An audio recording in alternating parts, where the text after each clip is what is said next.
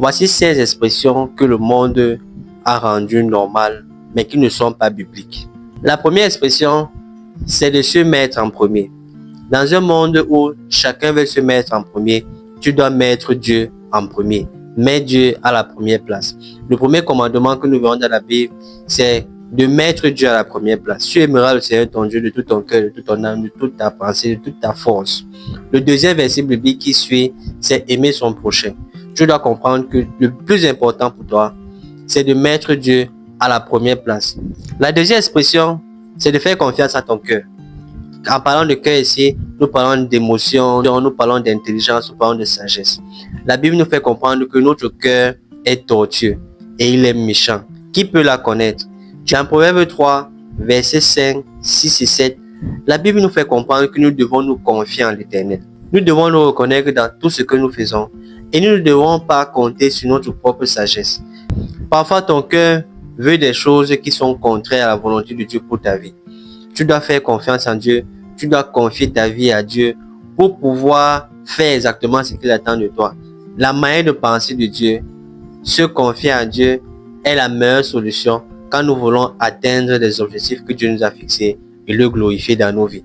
La troisième expression, c'est de vivre sa vérité. Ta vérité est souvent contraire à la vérité de Dieu. Surtout dans cette société où beaucoup de personnes acceptent tout ce qui est mauvais et rejettent tout ce qui est bon. Ne sois pas de ces personnes-là qui pensent que tu es libre de faire ce que tu veux parce que tu veux obéir à ta manière de penser et à ta vérité. Tu dois méditer la parole de Dieu pour savoir ce que Dieu pense et épouser les voies de Dieu et la vérité de Dieu. C'est cette vérité de Dieu-là qui doit te guider et qui doit te conduire tous les jours de ta vie. La quatrième expression, c'est de choisir de vivre ses rêves et ses projets. Nous devons comprendre que, en tant qu'enfant de Dieu, soumis à la volonté de Dieu, nous devons épouser le projet et la vision de Dieu pour nos vies.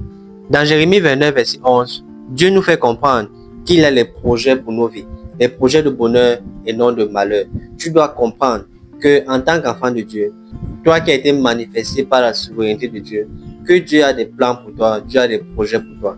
Tu dois mettre tes propres plans de côté, mettre tes propres projets de côté pour épouser celle de Dieu, épouser la vision de Dieu, épouser la volonté de Dieu.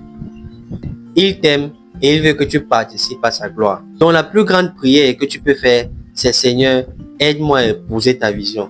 Aide-moi à comprendre le but pour lequel tu m'as créé. Donne-moi la force, la capacité de marcher dans la vision et dans les projets établis pour ma vie depuis la fondation du monde. Sachant que les projets de Dieu sont toujours